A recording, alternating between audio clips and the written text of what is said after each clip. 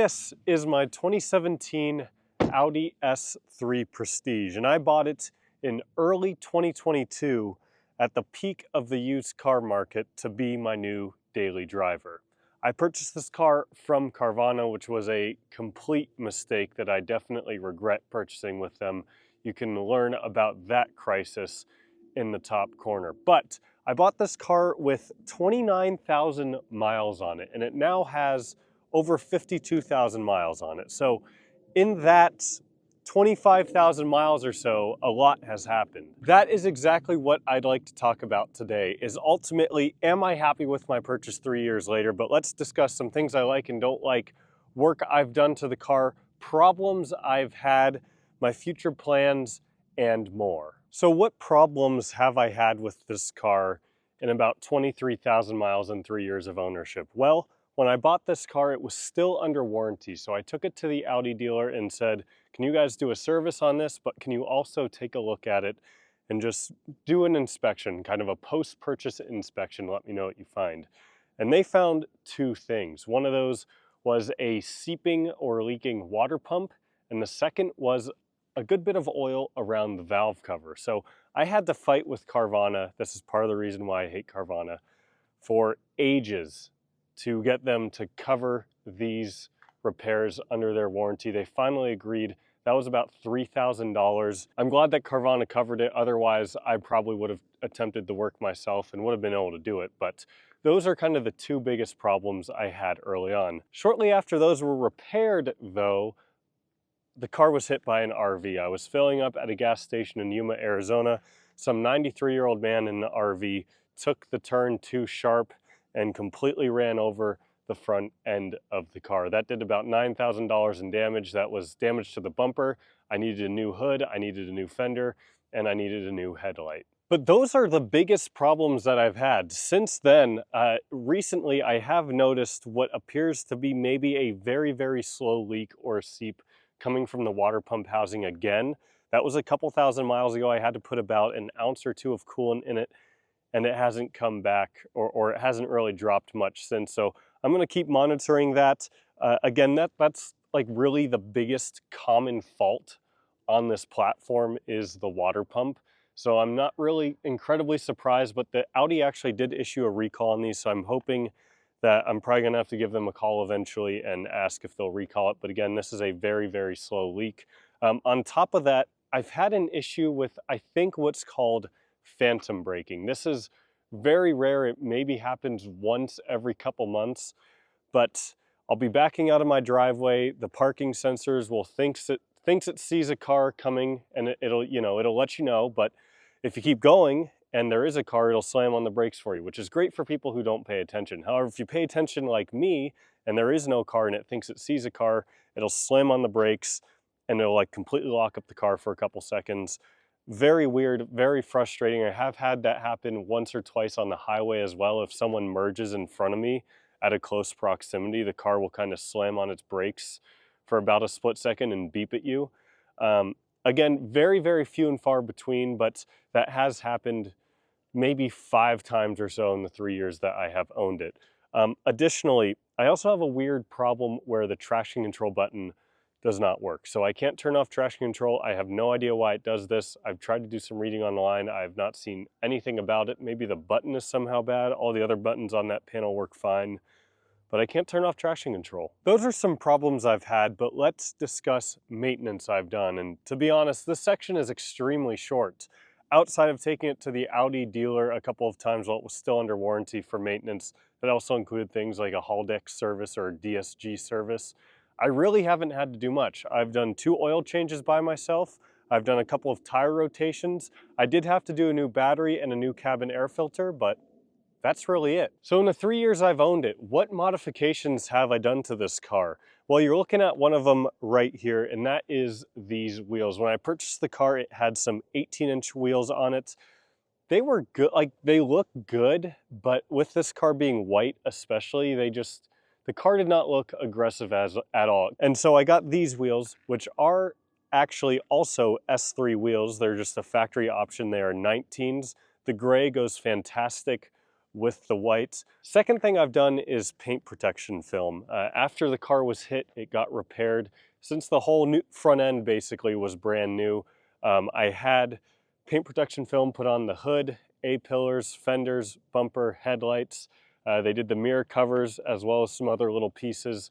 And that has been a lifesaver. It's some fantastic Expel PPF. I'll link the video in the top corner if you want to learn more about that. But in probably about 2.5 years since I've put that on, I've not had a single rock chip on the front end. It is truly fantastic stuff and well worth the money. I want to discuss some things I like and dislike about this car in the 3 years of ownership. Now, shortly after I purchased this car, I did actually do a video discussing things I like and don't like about the car. And honestly, in the 3 years, nothing has really changed with regards to that. So I will link those 2 videos in the top corner throughout this section. I'm gonna keep this to only 3 things that I like and 3 things that I dislike. And well, the biggest thing that I absolutely love about this car is its tech. Now, that's not necessarily 100% fair because any new car has pretty good tech, especially relative to Saabs and cars that are 20+ years old. But this car especially has fantastic tech. I'm talking about the virtual cockpit, the screen behind the steering wheel, the dashboard. I absolutely love the Bang & Olufsen sound system that's in this. I love that it has Apple CarPlay. It has adaptive cruise. It has lane keep assist. It has any sort of modern tech that you would want, and it's fantastic considering it's now an 8-year-old car. The second biggest thing I like about this car is its looks. I mean, just take a look at this thing. It is stunning. It is what I like to call subtly aggressive, which is a term I used when describing cars like the 9.3 Aero. It just has a lot of typical Audi styling cues, which are already very nice looking, but it has this huge grille up front. It has 4 exhaust pipes in the back to let it know it's just not a normal standard commuter car, and it does have some grunt and power to it. It has these 19-inch wheels. And lastly, let's discuss the engine and transmission, because that is the third thing that I absolutely love. This car does have a 2-liter turbocharged engine. It's basically the Golf R equivalent. It's Audi's version of the Golf R. It makes about 290 horsepower, and it is potent for being a 4-cylinder. It is fantastic. It has a decent sized turbo with almost no lag, and on top of it, the DSG, the dual clutch transmission that this car has, is absolutely phenomenal. It was a huge selling point for me when I test drove this car compared to a lot of the other cars. It is just lightning fast with its upshifts and downshifts.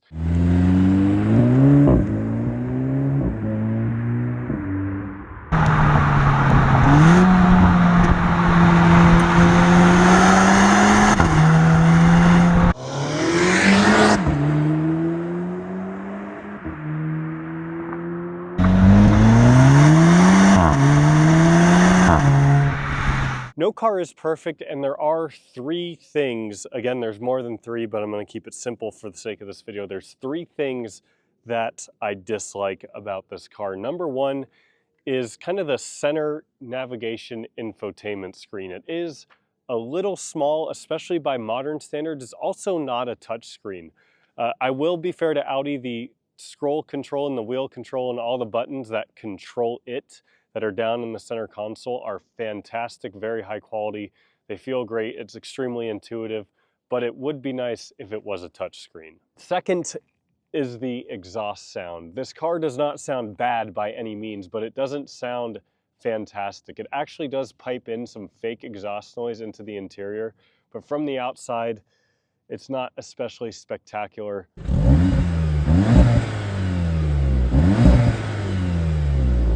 Number 3 is the gearing. This is really only a 2015 to 2017 S3 problem, because 2018 and newer S3s actually came with a 7-speed transmission. This car has a 6-speed. The gearing is phenomenal. The only issue is when you're on the highway. If you're cruising on the highway 80 miles an hour, you're doing about 3,000 RPM. So if you had that 7th gear, that would be a lot lower.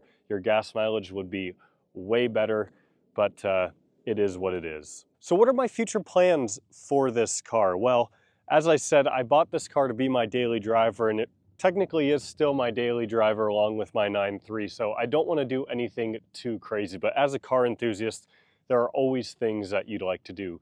The two must-haves, or things I most want to do to this car, are number one, a tune, and number two, an intake. Stage 1 tunes are offered by dozens of companies out there, and most stage 1s typically have the car in the 350, 360 range, which would be a pretty significant bump off the stock figure, and I'm sure that would be plenty of power for me to have fun. I'm not really interested in doing an exhaust on this car because with the 4-cylinder, it doesn't sound fantastic. I'm not too keen on doing, anything cosmetic really.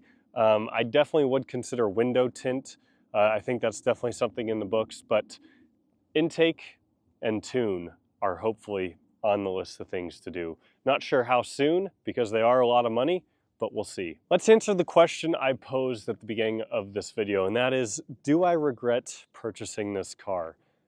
Absolutely not. I would do this again in a heartbeat. Although I will say, as having bought a semi or pretty new car at the time I purchased it, learning about depreciation has been a harsh lesson. And it sucks, but that's kind of how any new or newish car is. You're going to lose money on depreciation. This car is no exception. It is mostly paid off now. I don't really have any plan to sell it because it has been such a phenomenal car for me. Now, because my monthly payment for the car is pretty low, honestly, my cost of ownership, especially when I had compared it to my Turbo X, and that's part of the reason why I made this move before I sold that car, my cost of ownership is about the same. Granted, registration is much, much more, insurance is more expensive, but the car, as you saw, it doesn't really need any repairs, so the cost of ownership is phenomenal, truly, although you are also technically paying depreciation, blah, blah, blah. But with that being said, that's all I've got for today, guys. Let me know your thoughts. Are you considering purchasing an S3? Maybe that's why you're watching this video. Do you not own an S3? Do you have any strong opinions on it, one way or the other? Let me know your thoughts on anything related to this video down below. If you enjoyed it, please give it a thumbs up. Consider subscribing if you haven't already. I am getting so close to 100,000 subscribers. But that's all for today, though. Thank you all so much for watching. I'll see you in the next one.